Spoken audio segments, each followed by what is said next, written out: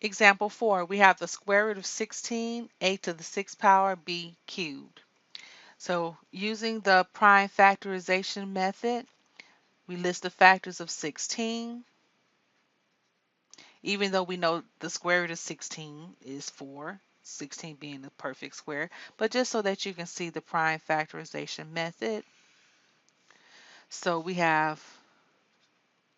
going to write 2 4 times. We have 6 A's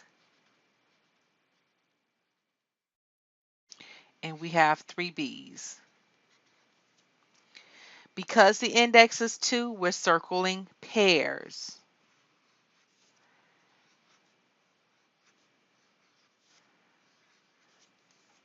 So what we have circle is what you're going to bring on the outside of the radical. So we have 2 twice. We have 1, 2, 3 A's. And we have a B. That's on the outside of the radical. So multiply all of the factors together outside the radical, and that will give us 4a cubed b times the square root of what's left under the radical, which is a b. And that is our solution.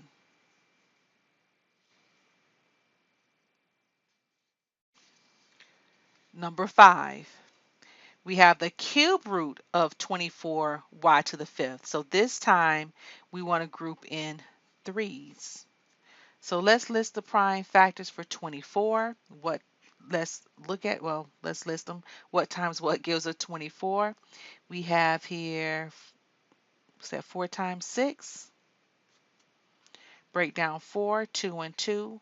Break down 6, we have 2 and 3. We have the cube root of, we have 3 2's, a 3, and we have 5 y's. And because the index is 3, we're grouping in sets of 3.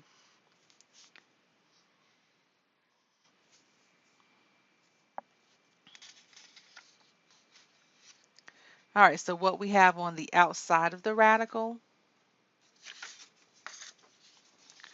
or what we're going to bring on the outside of the radical, we're going to bring out a 2 and a y. So on the outside, we have 2y times the cube root of, and then what's left under the radical, 3 times y. We have 3y squared. And there you go. That is our solution.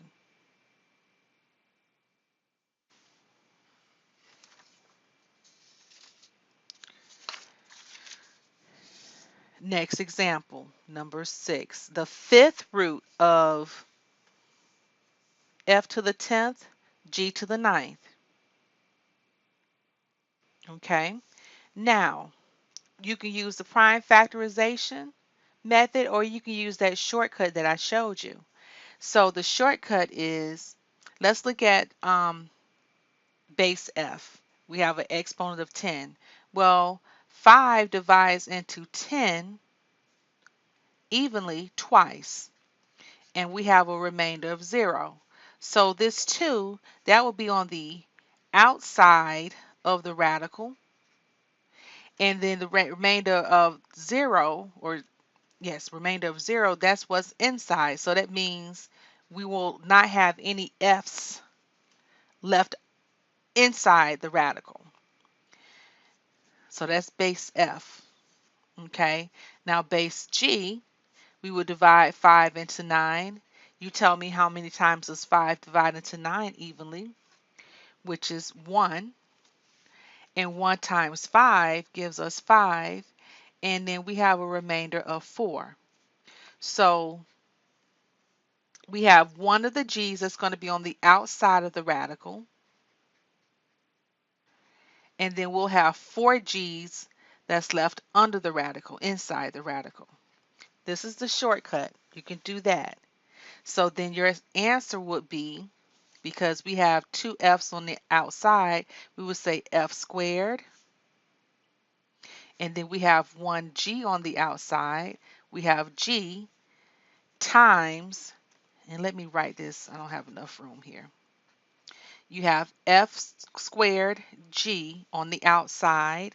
Then we will write times the fifth root because we have to include the index, and then what's left inside the radical. But we don't, since for the base f, the remainder of 0, we don't put anything there. So there are no f's left, but for the g, what's left under the radical sign, we have 4 g's. So we would say g to the fourth power. Now that will be the shortcut. Or you can write the prime factors. So we have 10 f's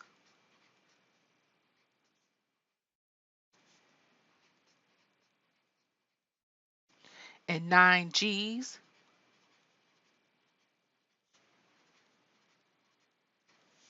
And because the index is 5, we're going to group in sets of 5.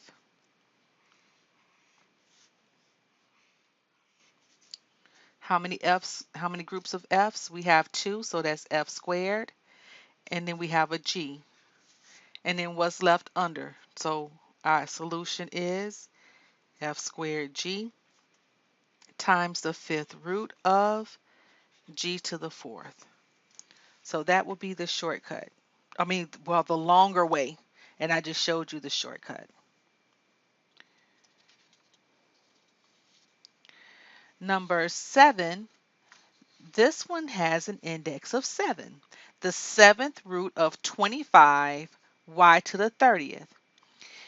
Now, when we look at 25, factors of 25 is 5 times 5. There, we don't have 7 factors that would give us 25. So this 25 is going to stay under the radical. But the y to the 30th, we can find groups of 7. So let's use the shortcut. We want to see how many times does 7 divide into 30. And 7 can divide into 30 4 times. 4 times 7 is 28. We have a remainder of 2. So what this is saying that there will be 4 y's on the outside once we take the square root of it, and then 2 y's left over under the radical sign as well as the 25.